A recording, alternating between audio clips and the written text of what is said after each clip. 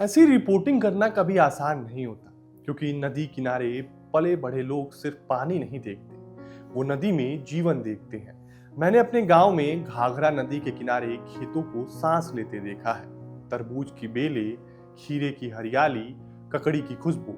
वहां नदी सिर्फ बहती नहीं, जीवन उगाती है। लेकिन जब मैं यमुना नदी के किनारे पहुंचा तो मैं हैरान नहीं था, मैं भीतर से कूढ़ रहा था। इस व्यवस्था पर, उस विकास पर, जिसने एक जीवनदायिनी नदी को इस हालत में पहुंचा दिया कि अब वो नदी कम, बहता हुआ नाला ज्यादा लगती है।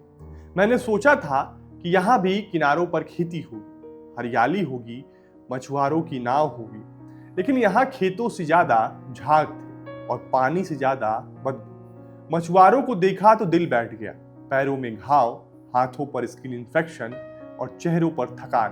पहली नजर में लगा जैसे मानो कोई चर्म रोग फैल गया हो, लेकिन बीमारी उनके शरीर में नहीं, नदी में थी, और वही जहर धीरे धीरे उनके जीवन में उतर चुका था। उस दिन रिपोर्ट खत्म हुई, लेकिन भीतर एक सवाल रह गया, क्या दिल्ली में अब यमुना सिर्फ चुनावी मुद्दा बनकर रह गई है? जो लोग मंचों से यमुना को मां कहते हैं, शायद उन्हें यह एहसास नहीं कि मां का ख्याल भाषणों में नहीं, संवेदनाओं में रखा जाए।